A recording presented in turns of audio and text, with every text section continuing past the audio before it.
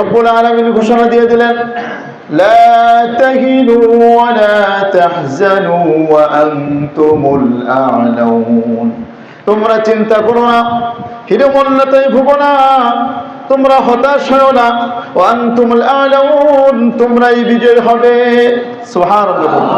আল্লাহ তাআলা বলেন তোমরাই বিজয় হবে, ইন কুনতুম মুমিনিন, যদি তোমরা সত্যিকার অর্থে মুমিন হও। কিসের ভয়? যুদ্ধের জন্য প্রস্তুতি গ্রহণ করে ময়দানে যখন আসলেন, যুদ্ধ শুরু হয়ে গেল। কাফের মুশরিকরা তারা অস্ত্রসজ্জিত হয়ে যখন 3000-এর বাহিনী নিয়ে 700 বাহিনীর উপর আক্রমণ করতে আসলো, আর মুসলমানরা বীর বিক্রমে নবীজি সাল্লাল্লাহু আলাইহি ওয়াসাল্লামের নেতৃত্বে যখন জিহাদের ময়দানে ঝাঁপিয়ে পড়লেন, এই 700 সৈন্যের নেতৃত্বে যখন যুদ্ধ শুরু হয়ে গেল, কাফের মুশরিকরা ভয়ে পালিয়ে যেতে শুরু করলো। আল্লাহু আকবার বলি। হাদিসের মধ্যে আসে, প্রাথমিকভাবে যখন কাফের মুশরিকরা দৌড়াতে শুরু করলো, দেখলো যে এদের সঙ্গে পারা সম্ভব নয়। আমরা আগেই শুনেছি এরা নারীদেরকে নিয়ে এসেছিল, নারীরা পর্যন্ত দৌড়াতে শুরু করেছে। কাপড় উঠিয়ে যখন দৌড়াতে শুরু করলো, বুখারীর মধ্যে এসেছে যে এদের পায়ের নলা দেখা যাচ্ছিল, পায়ের মধ্যে যে অলংকার গুলো চকচক করতেছিল, দূর থেকে দেখা যাচ্ছিল যে এমন ভাবে দৌড়ে দৌড়ে তারা পালিয়ে যাচ্ছিল। আবদুহু ওয়া রাসূলুহু আরসালাহু বিল হাক্কি বাশীরাও ওয়া নাযীরা ওয়া দাঈয়ান ইলাল্লাহি বিইذনিহি ওয়া সিরাজাও ওয়া কমারাম মুনীরা। أما بعد فأعوذ بالله من الشيطان الرجيم. بسم الله الرحمن الرحيم. ولا تهنوا ولا تحزنوا وأنتم الأعلون إن كنتم مؤمنين. وقال النبي صلى الله عليه وسلم اشتد غضب الله على من قتله النبي في سبيل الله. اشتد غضب الله على قوم دموا وجه نبي الله صلى الله عليه وسلم.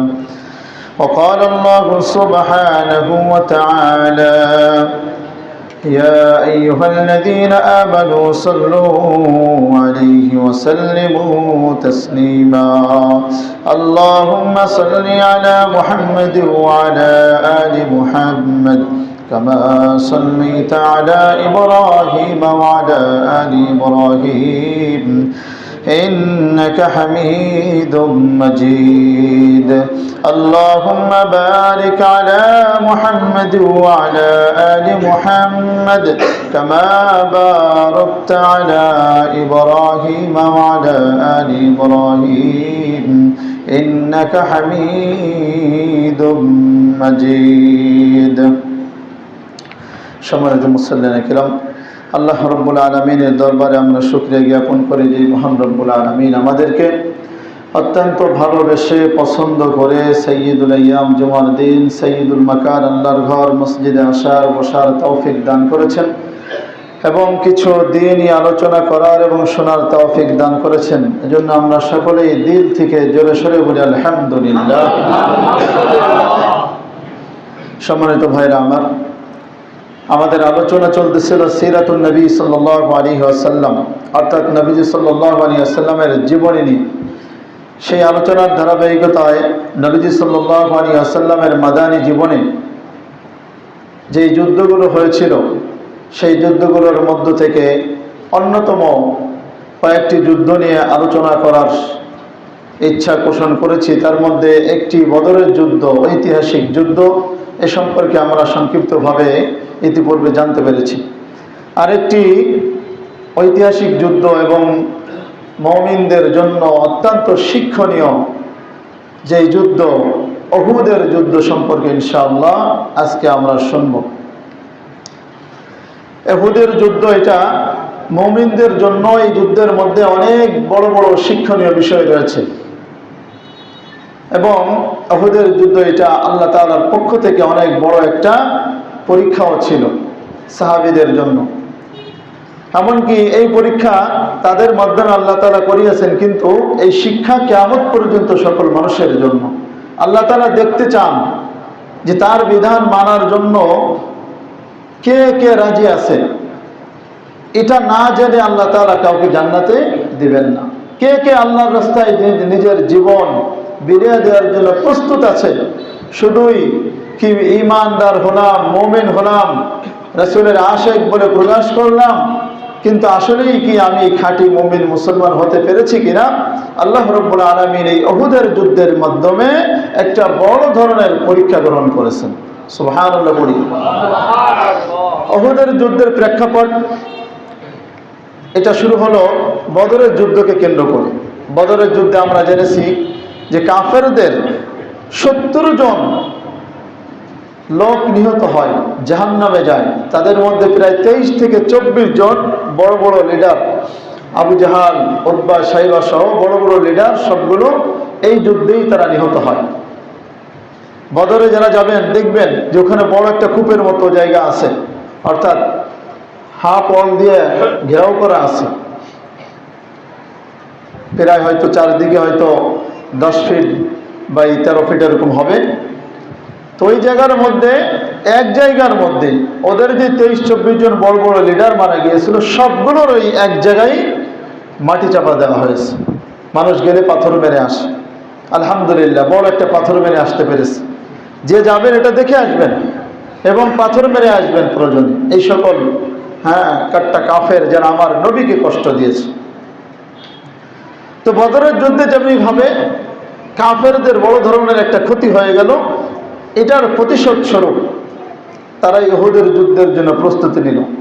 আবু সুফিয়ান রাদিয়াল্লাহু আনহু তখন তিনি মুসলমান হননি। তিনি মুসলমান হয়েছেন, এটা মক্কা বিজয় নিয়ে যখন আলোচনা করব তখনই জানতে পারবো যে মক্কা বিজয়ের সময় তিনি মুসলমান হন।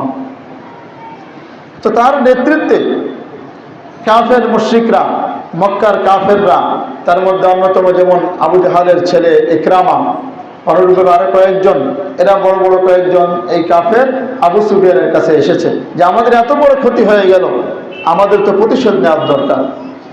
এবং ওই যে কাফেলা ছিল বাণিজ্যিক কাফেরা, যার মধ্যে অনেক ধন সম্পদ ছিল, সেই ধন সম্পদ 50,000 দিনার বর্তমান টাকা অনুযায়ী 25,000 না 2,500 কোটি টাকা যেন বলেছিলাম, এত পরিমাণ টাকা এই সবগুলো মুসলমানদের বিরুদ্ধে ব্যয় করার কথা। তারা বলল যে ঠিক আছে, ওই ব্যবসার মধ্যে যাদের মালামাল ছিল তারাও সকলে সমবেত হয়েছে আবু সুফিয়ানের কাছে যে আমাদের একটা প্রতিশোধ নেওয়ার দরকার। তখন আবু সুফিয়ান সে তার নেতৃত্বে 3,000 কাফের মুশরিককে জমা করল। এদের মধ্যে এরা নিজেদের নারীদেরকেও নিয়ে এসেছিল, নিজেদের স্ত্রী, বোন, এদেরকেও নিয়ে এসেছিল। এমনকি তাদের গোলাম যারা ছিল তাদেরকে বিভিন্ন আশা দিয়ে, আজাদ করার আশা দিয়ে তারা নিয়ে এসেছিল। তারা 3,000 সমবেত হয়ে মুসলমানদের বিরুদ্ধে অস্ত্রসজ্জিত হয়ে তারা মদিনার পানে ছুটল। উহুদ একটি পাহাড়ের নাম। এই উহুদ পাহাড়ের পাদদেশে এই যুদ্ধ সংঘটিত হওয়ার কারণে এই যুদ্ধকে বলা হয় গজওয়ে উহুদ বা উহুদ যুদ্ধ। তারা অপর প্রান্তে অবস্থান করল। ঘটনা, এই খবরটা নবীজি সাল্লাল্লাহু আলাইহি ওয়াসাল্লামের কাছে পৌঁছে গেল যে কাফের মুশরিকরা তো তারা অস্ত্রসজ্জিত হয়ে মুসলমানদেরকে ধ্বংস করার জন্য তারা মদিনার উপকণ্ঠে চলে এসেছে। নবীজি সাল্লাল্লাহু আলাইহি ওয়াসাল্লাম সাহাবীদেরকে নিয়ে পরামর্শ করলেন যে এখন কি করা যায়। কিছু সাহাবী তারা মতামত দিলেন যে আমরা মদিনায় থেকে তাদেরকে প্রতিহত করব, এবং নবীজি সাল্লাল্লাহু আলাইহি ওয়াসাল্লামের মনেও এটা চাইতেছিল যে আমরা মদিনায় থেকে তাদেরকে প্রতিহত করব। কিন্তু কিছু সাহাবী ছিল যারা বদরের যুদ্ধে শামিল হতে পারেনি, তারা বারবার বলতেছিল, পিড়াপিড়ি করতেছিল যে ইয়া রাসূলুল্লাহ, আমরা মদিনায় বাইরে গিয়ে উহুদে গিয়ে তাদেরকে ধ্বংস করে আসব। এটা বারবার যখন বলতেছিল, তখন নবীজি সাল্লাল্লাহু আলাইহি ওয়াসাল্লামের কাছে মনে হলো যে আমরা উহুদে গিয়েই, এই মদিনার বাইরে গিয়েই তাদেরকে প্রতিবাদ করব, তাদেরকে আমরা প্রতিহত করব।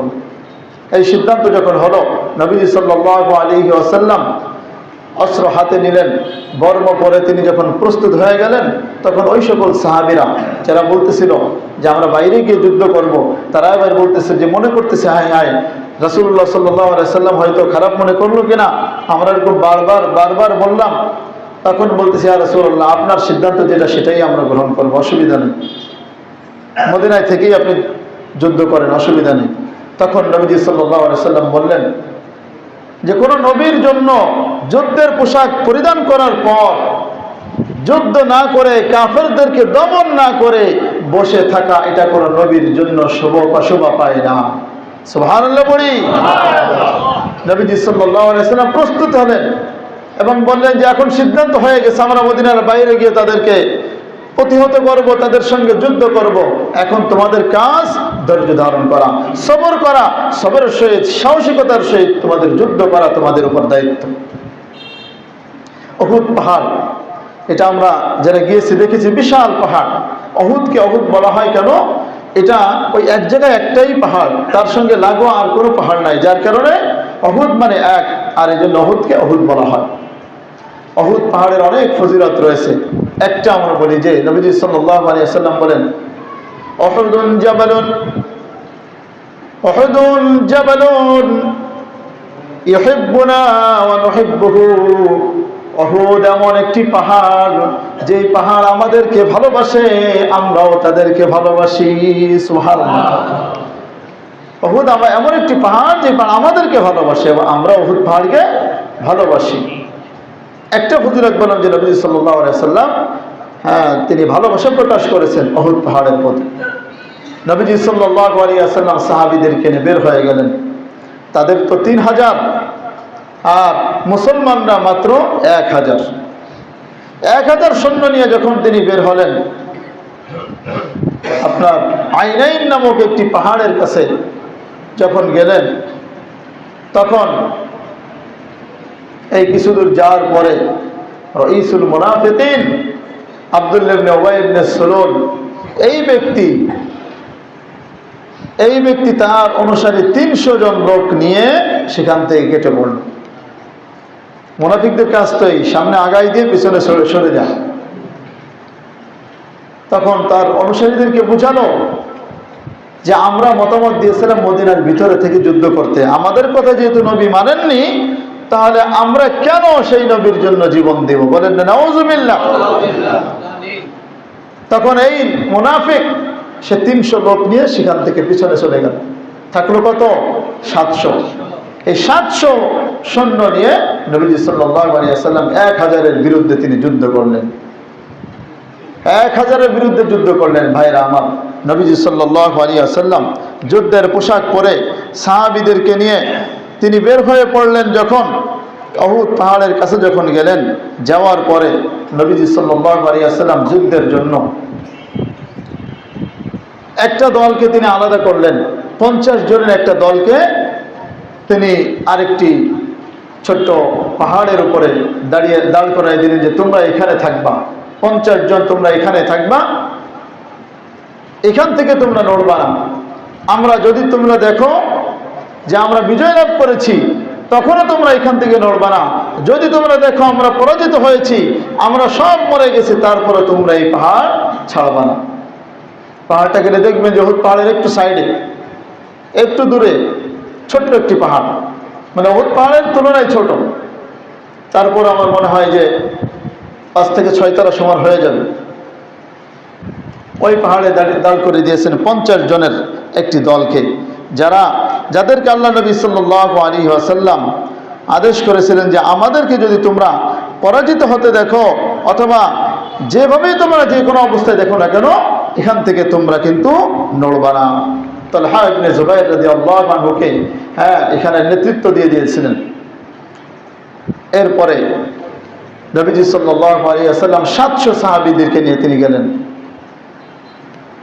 সাহাবীদের মনে একটু হালকা একটু ভয় ভয় কাজ করতেছে, কারণ এসেছিলাম 1000, মাঝখান দিয়ে 300 মুনাফিক চলে গেল, তখন একটু দুর্বলতা কাজ করবে, এটাই স্বাভাবিক।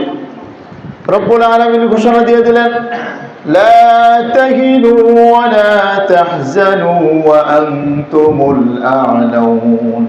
তোমরা চিন্তা করো না, হীনমন্যতায় ভুগো না, তোমরা হতাশ হও না, ওয়া আনতুমুল আ'লাউন, তোমরাই বিজয় হবে। সুবহানাল্লাহ। আল্লাহ তাআলা বলেন তোমরাই বিজয় হবে, ইন কুনতুম মুমিনিন, যদি তোমরা সত্যিকার অর্থে মুমিন হও। কিসের ভয়? যুদ্ধের জন্য প্রস্তুতি গ্রহণ করে ময়দানে যখন আসলেন, যুদ্ধ শুরু হয়ে গেল। কাফের মুশরিকরা তারা অস্ত্রসজ্জিত হয়ে যখন 3000-এর বাহিনী নিয়ে 700 বাহিনীর উপর আক্রমণ করতে আসলো, আর মুসলমানরা বীর বিক্রমে নবীজি সাল্লাল্লাহু আলাইহি ওয়াসাল্লামের নেতৃত্বে যখন জিহাদের ময়দানে ঝাঁপিয়ে পড়লেন, এই 700 সৈন্যের নেতৃত্বে যখন যুদ্ধ শুরু হয়ে গেল, কাফের মুশরিকরা ভয়ে পালিয়ে যেতে শুরু করলো। আল্লাহু আকবার বলি। হাদিসের মধ্যে আসে, প্রাথমিকভাবে যখন কাফের মুশরিকরা দৌড়াতে শুরু করলো, দেখলো যে এদের সঙ্গে পারা সম্ভব নয়।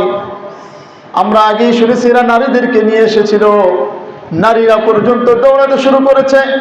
কাপড় উঠিয়ে যখন দৌড়াতে শুরু করলো, বুখারীর মধ্যে এসেছে যে এদের পায়ের নলা দেখা যাচ্ছিল, পায়ের মধ্যে যে অলংকার গুলো চকচক করতেছিল, দূর থেকে দেখা যাচ্ছিল যে এমন ভাবে দৌড়ে দৌড়ে তারা পালিয়ে যাচ্ছিল।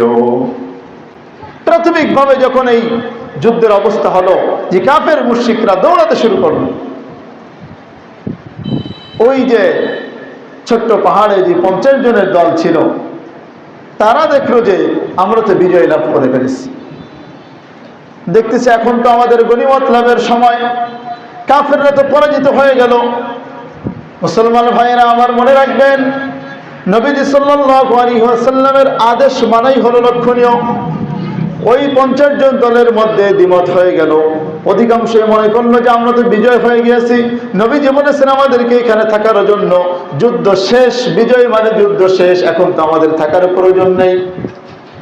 কিন্তু তালহা বিন জুবাইর রাদিয়াল্লাহু আনহু বললেন, না না, নবীজি সাল্লাল্লাহু আলাইহি ওয়াসাল্লাম আদেশ করেছেন, বিজয় হোক বা পরাজয় হোক, উভয় অবস্থায় নবীর আদেশ ছাড়া আমরা এখান থেকে নামতে পারবো না, এখান থেকে আমাদের সরাটা কোনোভাবেই সমীচীন হবে না।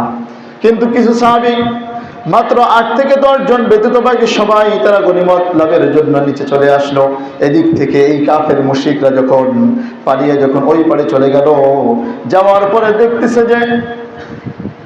পরে দেখতে মুসলমানরা গনিমত লাভের জন্য ব্যস্ত আছে, আর এই পাহাড়ে যে 50 জন ছিল এখানে কোনো লোক নেই, মাত্র অল্প কয়েকজন লোক রয়েছে। তখনকার সময় খালিদ বিন ওয়ালিদ রাদিয়াল্লাহু আনহু এখনো ইসলাম গ্রহণ করেননি, কাফেরদের পক্ষ নিয়ে তিনি তারা যুদ্ধ করতেছিল। যখন দেখলো এই সুযোগ পেয়ে তারা পিছন থেকে অতর্কিত হামলা করে বসলো। 8-10 জন সাহাবী তাদের সঙ্গে পেরে উঠলো না, সকলেই শহীদ হয়ে গেল সেখানে। আর এরপরে তাদেরকে শহীদ করে তারা এই ময়দানে আবার ঝাঁপিয়ে পড়লো, পিছন দিক থেকে এসে অতর্কিতভাবে হামলা করলো। সাহাবীরা বুঝে ওঠার আগেই তাদের উপর আক্রমণ শুরু হয়ে গেল।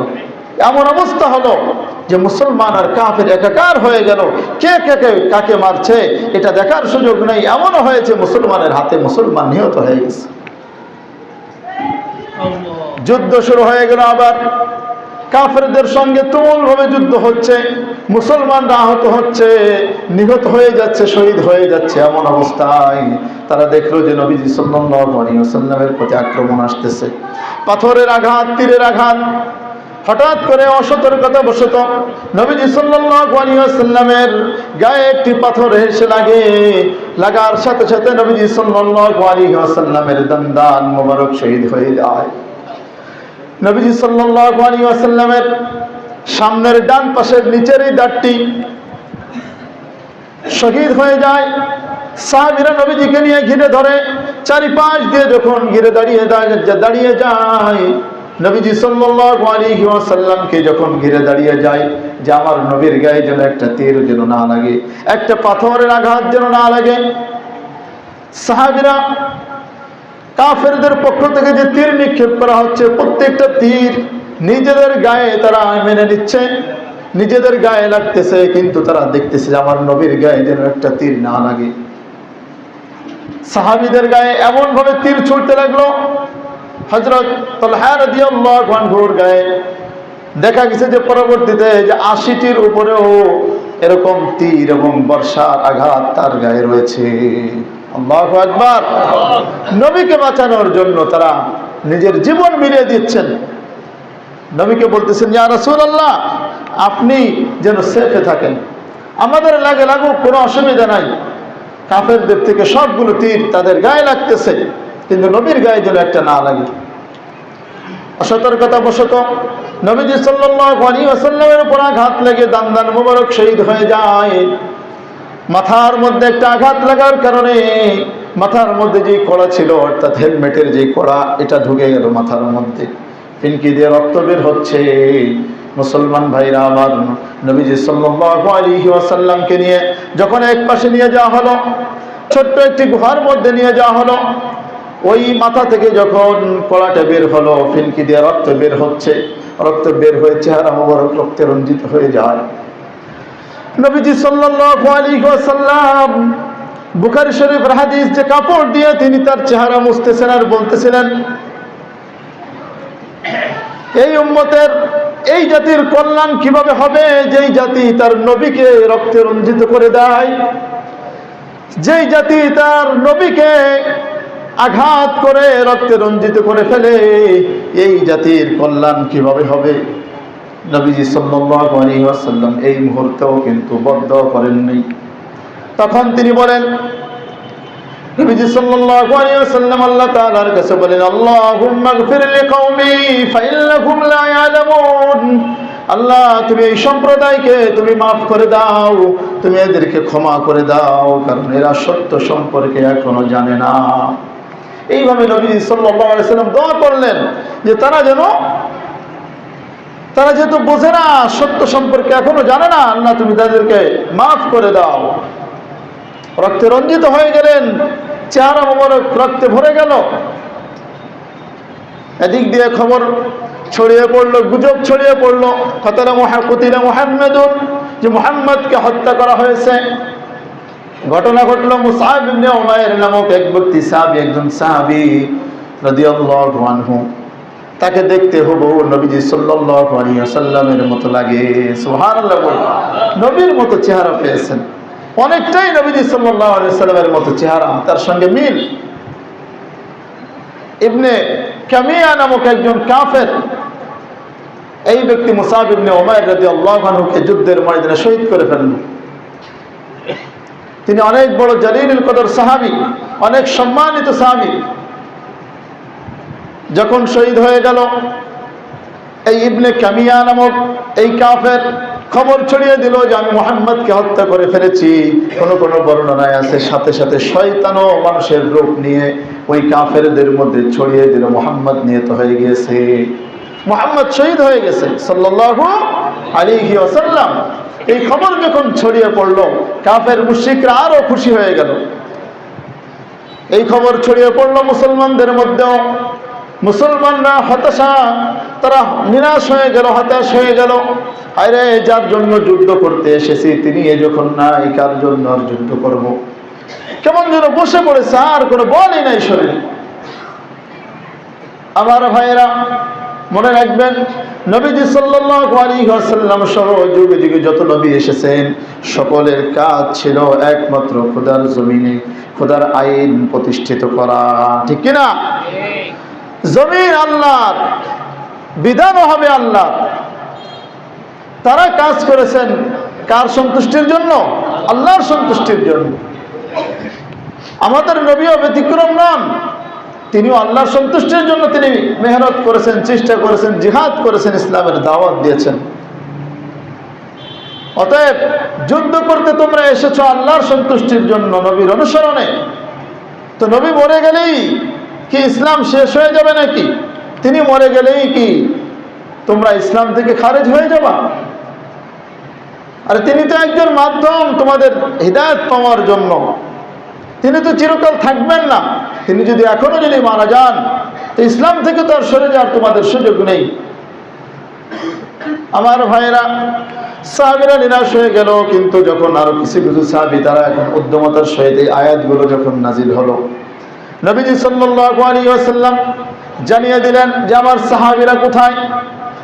যখন খবর আবার ছড়িয়ে পড়লো যে নবী মরেননি, তিনি এখনো বেঁচে আছেন, এই খবর পাওয়ার পরে আবার সাহাবীরা ঘুরে দাঁড়ালেন। সাহাবীরা আবার নতুন উদ্যমতার সাথে যুদ্ধ করলেন। এই যুদ্ধের মধ্যে প্রচন্ডভাবে তারা আবার যখন কাফেরদের প্রতি আঘাত করলো, কাফেররা পালাতে বাধ্য হলো। কিন্তু ঘটনা ঘটে গেল যে এই যুদ্ধের মধ্যে মুসলমানদের মধ্যে 70 জন সাহাবী শহীদ হয়ে যায়। পরবর্তীতে বিজয় হয়েছে মুসলমানদেরই। নবীজি সাল্লাল্লাহু আলাইহি ওয়াসাল্লামকে যখন তারা পাইল যে আমাদের নবী তো বেঁচে আছেন, আয়াত নাজিল হলো, আয়াত শুনিয়ে দেওয়া হলো, তখন তাদের হুঁশ ফিরে আসলো যে হাই হাই, ঠিকই তো, জিহাদ করবে একমাত্র কার জন্য ভাই? আল্লাহর জন্য। যখন এই হুঁশ আসলো নবীজিকে পাওয়ার পরে, তারা আবার নতুন উদ্যমতার সহিত কাফেরদেরকে ধাওয়া করলো, কাফেররা পালাতে বাধ্য করলো। আল্লাহ রাব্বুল আলামিন বলে যে আমি তাদের অন্তরে এমন ভয় ঢুকে দিয়েছি যে তোমাদের সামান্য কিছু লোকদেরকে দেখে এরা ভয়ে পালাতে বাধ্য হয়েছে। এমনকি এরা এর পরবর্তীতে আবার যে ঘুরে দাঁড়াবে, আবার যে তোমাদের উপর আক্রমণ করবে, সেই সাহস তারা পায় নাই। তারা আর মদিনাতে থাকতে পারে নাই, তারা মক্কায় ভয়তে লেজ গুটিয়ে পালিয়ে চলে গেছে। ভাইরা আমার, নবীজি সাল্লাল্লাহু আলাইহি ওয়াসাল্লাম তিনি নিহত হয়ে গেছেন, এই গুজবটা ছড়িয়ে গেল মদিনায়ও। মদিনায় যখন ছড়িয়ে পড়লো, সকলেই হতাশ হয়ে গেল। এই তার মধ্যে থেকে অনেক মানুষ উহুদের দিকে আসতেছে যে আমার নবীর কি অবস্থা। একজন মহিলা সাহাবী দৌড়াইতেছেন। পথে দেখা এক ব্যক্তি বলতেছে যে তুমি কেন দৌড়াইতেছো, কোথায় যাচ্ছ? নবী তো নাই। বলতেছে তুমি কেন যাচ্ছ? বলে আমি নবীর খোঁজে যাচ্ছি। বলে তুমি তো নবীর খোঁজে যাচ্ছ, কিন্তু তোমার যে স্বামী যুদ্ধে এসেছিল, তোমার স্বামী কিন্তু শহীদ হয়ে গিয়েছে। তখন ওই মহিলা বলে যে স্বামীর কথা বাদ দাও, আমার নবীর কি অবস্থা সেটা বলো। কিছু দূর যাওয়ার পরে আবার একজন দেখা করে বলে কোথায় যাচ্ছ? বলে উহুদের ময়দানে যাই। বলে তোমার 2 সন্তান এসেছিল, তোমার সেই 2 ছেলেও কিন্তু এই যুদ্ধের ময়দানে শহীদ হয়ে গিয়েছে। বলে যে আমার সন্তানের দরকার নাই, আমার নবীর কি অবস্থা তাই বলো। আবার কিছু দূর যাওয়ার পরে আরেকজন বলতেছে তোমার যে বাবা এসেছিল, তোমার বাবাও কিন্তু শহীদ হয়ে গিয়েছে। মহিলার জবাব একটা যে আমার বাবার দরকার নাই, আমার নবীর কি অবস্থা জানাও। আল্লাহু আকবার বলি। যখন নবীজিকে দেখলেন, দেখার পরে তিনি বললেন ইয়া রাসূলুল্লাহ, আমার স্বামী চলে গিয়েছে, আমার 2 সন্তান এই যুদ্ধে শহীদ হয়ে গিয়েছে, আমার জন্মদাতা পিতা ওই যুদ্ধে শহীদ হয়ে গিয়েছে। এই সব শোক আমি ভুলে গিয়েছি যখন আপনাকে দেখছি আপনি সুস্থ আছেন। আল্লাহু আকবার বলি, আরো জোরে বলি আল্লাহু আকবার। সাহাবীরা নবীর জন্য কেমন তারা ভালোবাসার দৃষ্টান্ত দিয়েছেন যে আমার সব শোক আমার পিছনে, একমাত্র আপনি সুখী, আপনি সুস্থ আছেন, বাস আমার কোনো শোক নাই। সব কিছু মিলাতে রাজি, আমার নবীকে ছাড়তে রাজি নই। আমাদের অবস্থা তো ভিন্ন। আমরা নবীর সকল কিছু ছাড়তে রাজি, কিন্তু দুনিয়ার একটা স্বার্থ ছাড়তে রাজি নই। দুনিয়ার স্বার্থের জন্য, সামান্য স্বার্থের জন্য আমরা নবীর সকল হুকুমকে আমরা পরিত্যাগ করতে আমরা প্রস্তুত হয়ে যাই। সাহাবীদেরকে, মুমিনদেরকে আল্লাহ রাব্বুল আলামিন সান্ত্বনা দিয়ে বলেন যে এটা তোমাদের জন্য বড় পরীক্ষা ছিল, টেনশন করবে না। দেখো আল্লাহ রাব্বুল আলামিন বলেন যে ইয়ামসাসকুম কারহুম ফাকাদ মাসাল কওম কারহুম মিসলু ওয়া তিলকাল আইয়ামু নুদাবিলুহা। আরে তোমরা কেন টেনশন করতেছো? তোমাদের মধ্যে 70 জন সাহাবী শহীদ হয়ে গিয়েছে, টেনশনের দরকার নাই। তোমরা তো ইতিপূর্বে বদরের যুদ্ধে তাদেরকে এরকম 70 জন লিডারকে হত্যা করেছো। আর এটা তো আমি তোমাদের জন্য একটা পরীক্ষা নিয়েছিলাম। নুদাবিলুহা বাইনান নাস, আমি তো পালাক্রম করে দিই। এটা কেমন যেন, হ্যাঁ, যে দুনিয়ার মধ্যে আজ একজন জয় হবে, কাল সেই পরাজিত হবে। তো তোমাদের এটা তো পরাজিত নয়, এটা তোমাদের জন্য পরীক্ষা। আমি আল্লাহ দেখতে চেয়েছি কারা আমার জন্য জীবন বিলিয়ে দিতে রাজি আছে। আমার ভাইরা, যুদ্ধ শেষে আবু সুফিয়ান সে মহড়া দিয়ে বলতেছে, কোথায় গেল মুহাম্মদ, কি বেঁচে আছে নাকি মারা গেছে? নবীজি সাল্লাল্লাহু আলাইহি ওয়াসাল্লাম শুনতেছেন, সাহাবীদেরকে বলেন জবাব দিবা না। বলতেছে যে ওমর রাদিয়াল্লাহু আনহু কোথায়, আছে নাকি? বলে আবু কুহাফা কোথায়, আবু বকর সিদ্দিক রাদিয়াল্লাহু আনহু কোথায়, বেঁচে আছে নাকি? কোনো সারা শব্দ যেহেতু আসে না, তাহলে তোমরা হয়তো সব মরে গিয়েছো। আজকে আমরা বদলা নিলাম, বদরের যুদ্ধের বদলা। তখন নবীজি সাল্লাল্লাহু আলাইহি ওয়াসাল্লাম বলতেছেন, তোমরা জবাব দিও না। এরপরে আবু সুফিয়ান যখন বলল, ওলো হুবাল, হুবাল প্রতিমার জয় হোক, তখন নবীজি সাল্লাল্লাহু আলাইহি ওয়াসাল্লাম বলেন, এখন আর চুপ থাকা যাবে না, এখন তোমরা জবাব দাও। সাহাবীরা বললেন, ইয়া রাসূলুল্লাহ, আমরা কি বলে জবাব দেব? তখন নবীজি শিখিয়ে দিলেন, তোমরা বলো আল্লাহু আ'লা ওয়া আজাল, আল্লাহ রাব্বুল আলামিন হলেন সর্বমর্যাদার অধিকারী, সর্বোচ্চ মর্যাদার অধিকারী, সবচেয়ে বড়। সুবহানাল্লাহ বলি। আমার ভাইয়েরা লক্ষ্য করুন, এখানে বলা হয়েছে যে আবু বকর নাই, ওমর নাই, নবী মুহাম্মদ মানে বেঁচে নাই, কোনো জবাব নাই। কিন্তু যখন আল্লাহর উপর যখন আঘাত এনেছে, যখনই বললো ওলো হুবাল, অর্থাৎ হুবাল প্রতিমার জয় হোক, যখন শিরকের কথা বললো, তখন নবীজি বলে, এখন আর বসে থাকা যাবে না, শিরকের বিরুদ্ধে তোমরা জবাব দাও। আবু সুফিয়ান এবার বলতেছে, লানা উজ্জা ওয়ালা উজ্জা লাকুম, আমাদের উজ্জা নামক প্রভু আছে, তোমাদের উজ্জা নামক রব নাই। তখন নবীজি বলেন, জবাব দাও, আল্লাহু মাওলানা ওয়ালা মাওলা লাকুম, আমাদের মাওলা, আমাদের অভিভাবক একমাত্র যিনি, তিনি কে? আরো জোরে বলি, আমাদের অভিভাবক কে? নবী শিখে দিলেন যে তোমরা বলো যে আমাদের তো একজন মাওলা আছে, আমাদের অভিভাবক আছে। ওয়ালা মাওলা লাকুম, তোমাদের তো কোনো অভিভাবক নাই, তোমাদের কোনো অভিভাবক নাই। ওমর রাদিয়াল্লাহু আনহু বলতেছেন, তখন আবু সুফিয়ান আবার বলতেছে, তোমাদের আমরা 70 জন সাহাবীদেরকে আমরা হত্যা করেছি। তখন ওমর রাদিয়াল্লাহু আনহু বলতেছেন যে দেখো, কাতলানা ফিল জান্নাতি ওয়া কাতলাকুম ফিন নার, যে আমরা মুমিন, আমরা মরেছি অসুবিধা নাই, শহীদ হয়ে গেছি, শহীদ হওয়ার সাথে সাথে আমরা জান্নাতে চলে যাব। বলি সুবহানাল্লাহ। ওয়া কাতলাকুম ফিন নার, তোমরা এসেছো মুসলমানদের বিরুদ্ধে যুদ্ধ করতে, আল্লাহর বিরুদ্ধে, নবীর বিরুদ্ধে যুদ্ধ করতে এসেছো, তোমাদের যেইগুলো মরেছে সবগুলো জাহান্নামে চলে গিয়েছে। আল্লাহু আকবার বলি। মুমিনের কোনো কাজ বিফলে যায় না, মুমিনের মৃত্যুটাও কোনো বিফলে যায় না।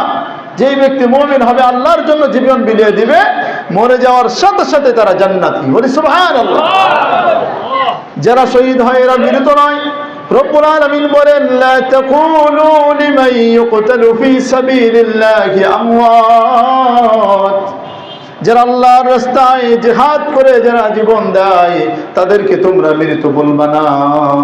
বাল আহইয়াউ ওয়ালাকিন লা তাশউরুন, বরং তারাই হলো প্রত্যেকেই জীবিত, প্রত্যেকেই জীবিত, এবং তারা প্রত্যেকেই কবরের মধ্যে জীবিত ব্যক্তির মতো রিজিক, জীবিত ব্যক্তির মতোই রিজিক প্রাপ্ত হয়।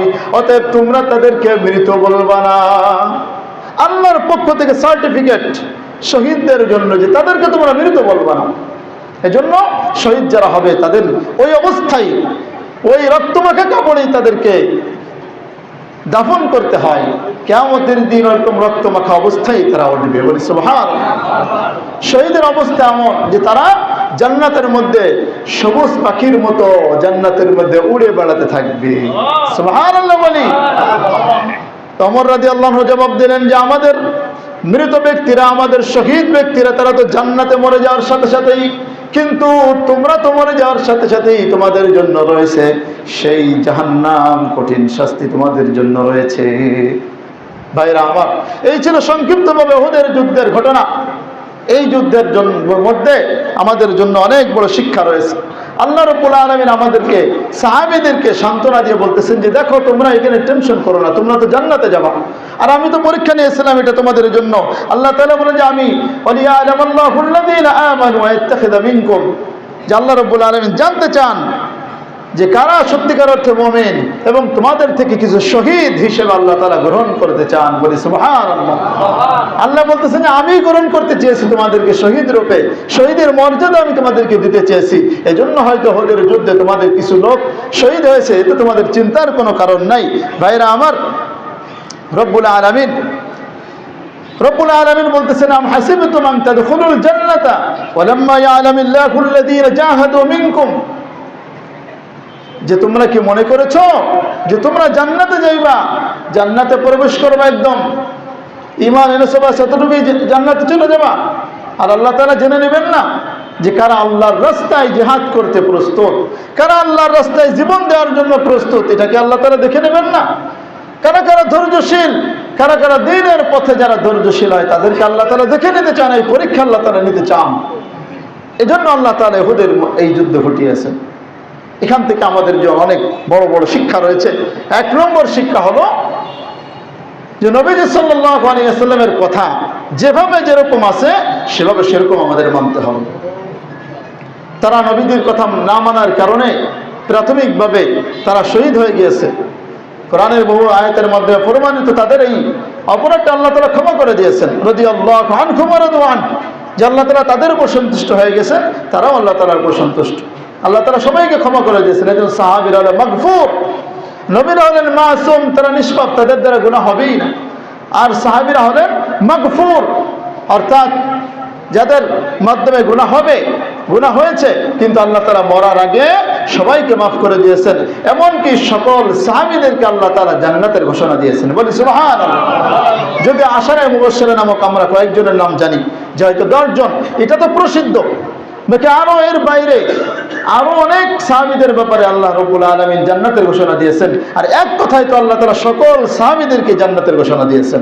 রাদিয়াল্লাহু আনহুম ওয়া রাদু আন, যে আল্লাহ তাআলা তাদের উপরে সন্তুষ্ট হয়ে গেছেন। আমার ভাইরা, এখান থেকে শিক্ষা হলো যে নবীর কথা সর্বাবস্থায় নবীজির কথা আমাদের মানতে হবে এবং আল্লাহর সন্তুষ্টির জন্য আমাদের সকল কাজ করতে হবে। আল্লাহর সকল বিধান নবীর তরিকা অনুযায়ী মানব। কার সন্তুষ্টির জন্য? আল্লাহর সন্তুষ্টির জন্য। এবং দ্বীনের উপর কায়েম দায়েম থাকা, অটল থাকা, এই যুদ্ধের একটি শিক্ষা। নবীজি সাল্লাল্লাহু আলাইহি ওয়াসাল্লাম যেভাবে যা বলবেন সেটা সেভাবে আমাদের মানতে হবে। দাওয়াতের ক্ষেত্রে, দ্বীনের কাজ করার ক্ষেত্রে নবীজি সাল্লাল্লাহু আলাইহি ওয়াসাল্লাম তিনি তার দান্দার মোবারক শহীদ হয়ে গিয়েছেন, মাথার মধ্যে কোড়া ঢুকে গেছে, রক্তে রঞ্জিত হয়েছেন, তবুও তিনি দ্বীনের ঝান্ডা ছাড়েননি। তিনি দ্বীনকে বিজয় করার জন্য নিজের জীবনকে বাজি রেখে তিনি যুদ্ধ করেছেন। ভাইরা আমার, এজন্য নবীর কথা সর্বাবস্থায় মানতে রাজি আছি তো আমরা ইনশাআল্লাহ।